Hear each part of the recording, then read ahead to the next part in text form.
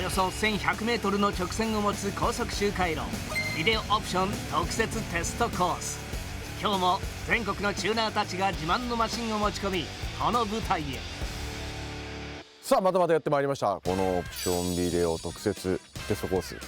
何やんの今日は。今日ですか。今日はまあ日本を代表する、チューニングショップからですね、お客さんたちがね、車チューニングするときに、結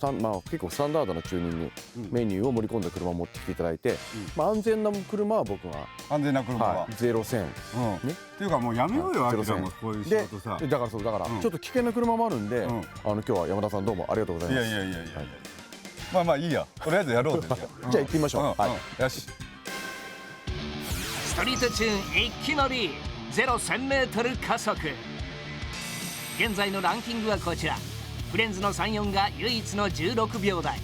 今回フェニックスパワーがこの記録に迫る。まずは見た目いかついブリッツの86ターボから。見た目がですねちょっとこうマッスルな感じがして、なんかすごいチューニングカーにこう見られがちなんですけども、実はノーマルに本付けのターボということで、お手軽仕様なんですね。やっぱり見た目で迫力あるんですけども、乗ってみると結構ノーマルに近い感じで、それにプラスちっちゃなタービンでトルクとこのレスポンスを上げた仕様になってます。このくらいはやっぱり攻めてほしいよなっていう、非常にこうかゆいところに手が届く仕様になってたと思います。であとはもうしっかりね、もう見た目もそうですけども、足元も含めて全部しっかりできていて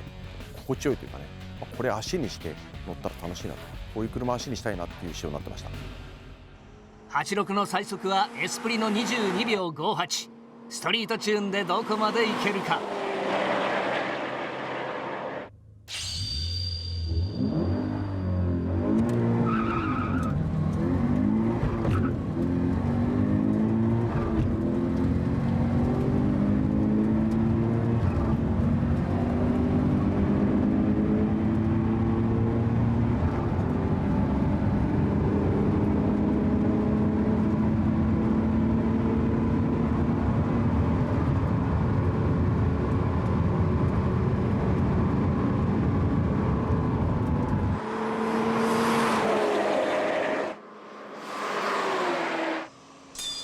記録はストリートチューンではまずまずの26秒56。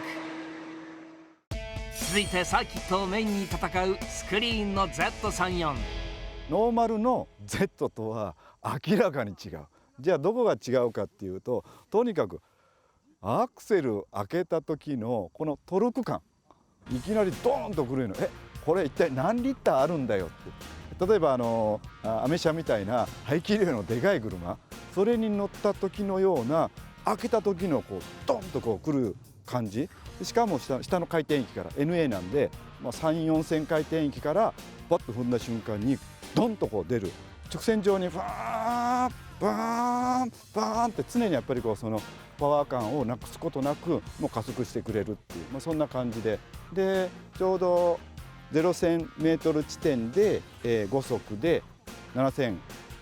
ぐらい、ちょうどリミッターギリギリ6に入れたら6でもそう加速して、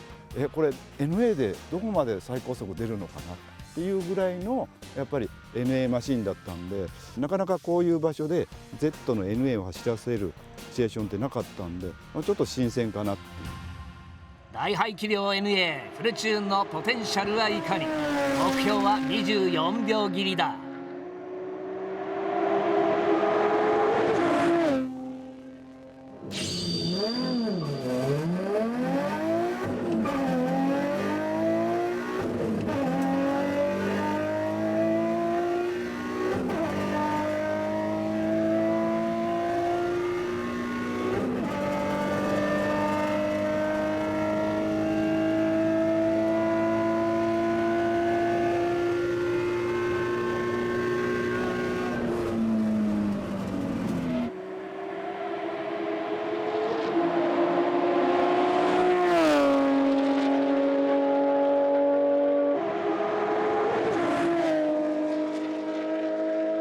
結果は Z34 ニスモの記録を上回る23秒99で目標達成。ランエボ界の雄 G フォースはエボ10でエントリー。やっぱりこれもやっぱりパワーバンド内でのやっぱりパワーがやっぱり結構出てて、だいたい4000から8000、結構やっぱり上までやっぱり引っ張っていけるかなと。これも若干やっぱり回転をだいたい5000とか、それぐらいのビートでちょっと半クラを使いながら、4駆をうまく使いながらスタートして2足3足4足でギア比的にもやっぱり1足2足3足気持ちよくもうなんかうわこれいい感じだな、全然やっぱりロスなくやっぱり8000まで回ってくれるなっていう感じで、そこでリミッター効くんだけどもうちょっと引っ張りたいなっていうぐらいやっぱりちゃんと綺麗にやっぱり上まで吹け切ってくれたんで、あとはゼロ戦っていうやっぱりその中で4速とやっぱり5速がちょっとギアが離れているので、やっぱりこれ5速ギアでやっぱりどうしてもやっぱりギア比的に離れちゃってる部分があるので、ミッションの特性がゼロ戦では若干やっぱりうまくマッチしてないのかな。ただやっぱり車的にはやっぱりストリートも普通に走れるし、ジオスさんエボ得意だと思うんで、乗ってて気持ちよかったです。はい。街乗りメインとは思えないほど加速は強烈。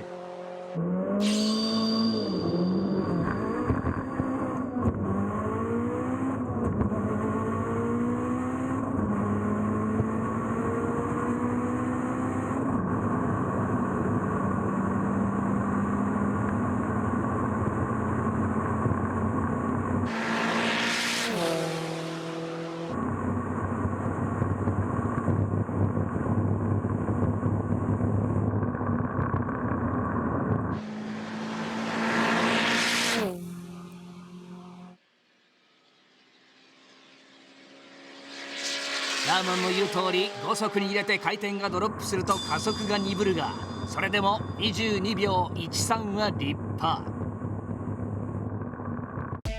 ゼロ戦記録ホルダーフレンズが仕上げた VAB。 このフレンズさんの WRX がこの車ではもうマックスかなっていうぐらいまでチューニングされてます。そこそこ大きいタービンともう全てこの一通りのことは全部完成されて、ここまでやってれば安心だなという仕様になってました。で車のフィーリングもですね、中間加速が非常に使いやすくて、これは多分街乗りで、お客さんやっぱ車のオーナーが使いやすい仕様になってるんだなと。当然全開に踏んだ時のパワー感もあるんですけども、どっちかというとそっち寄りに振って仕上がってる車なんじゃないかなと思います。フルチューンに近いんだけども非常に乗りやすい仕様セットアップになっていると思います。 EJ2 号回 2.6 リッターを積み、ノーマルからおよそ200馬力アップ。そのトルクフルな走りは300キロも狙えるポテンシャルだ。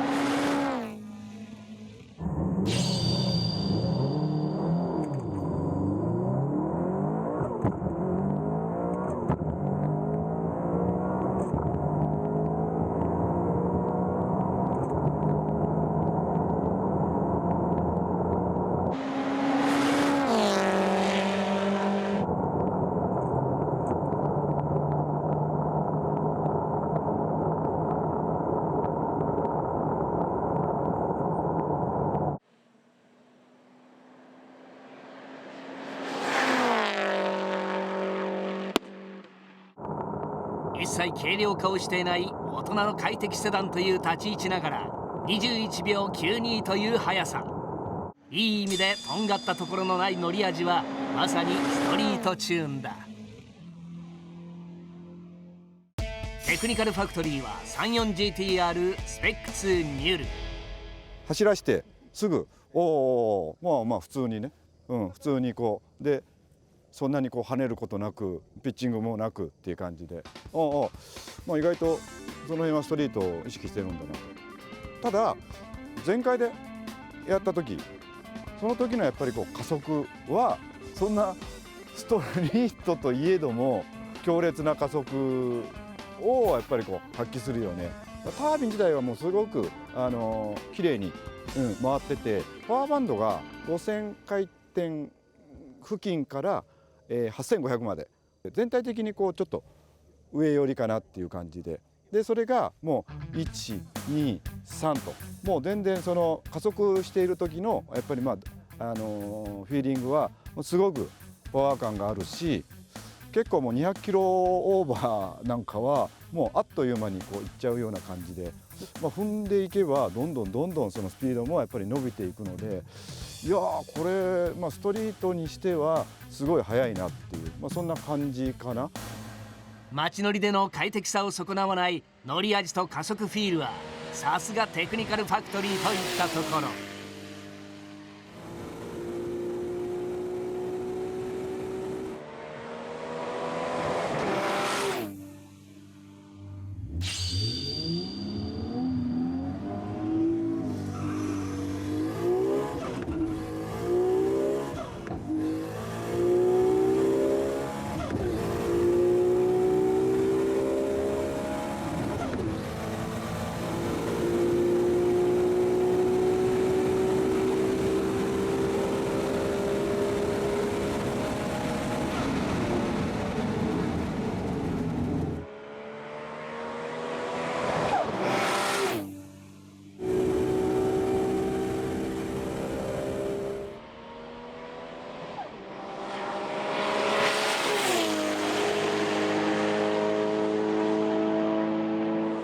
記録は21秒08、最高速も260キロオーバ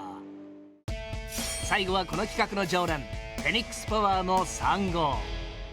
今回はですね、前回よりもさらにこうアップデートされまして、エンジンパワーもそうなんですけども、とにかくやっぱりこのシフトアップした時のこの蹴りがいいですね。こう滑る感じが少ないし、こうすごくダイレクト感があって、これはいけるんじゃないかと。エンジンも非常にトルクフラットで扱いやすいし、多分街乗りからこういう最高速まで、この35GTR ってやっぱオールマイティっていうかね、もう究極のやっぱりこの GTR の完成版なんじゃないかなと思います。皆さんね、この 35GTR やっぱりちょっとこうね、迫力あるし、なかなか使いづらいんじゃないかなと思うんですけども、これもう1000馬力以上出てても、これ普通のおばちゃんがこうコンビニだとかね、スーパーに買い物に行く足にも使えると思います。そのくらいやっぱり乗りやすいし、やっぱりちょっとねスピード出過ぎるのがちょっと危ないと思うんですけども、そういう安全装備だけしてくれれば間違いなく誰でも乗れると思います。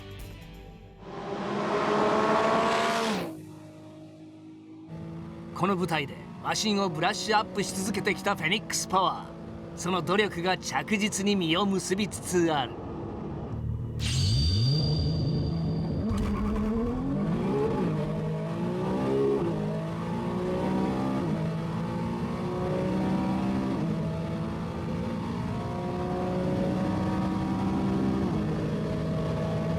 歴代2代目となる17秒切り、はえ。では別アングルでリプレイ。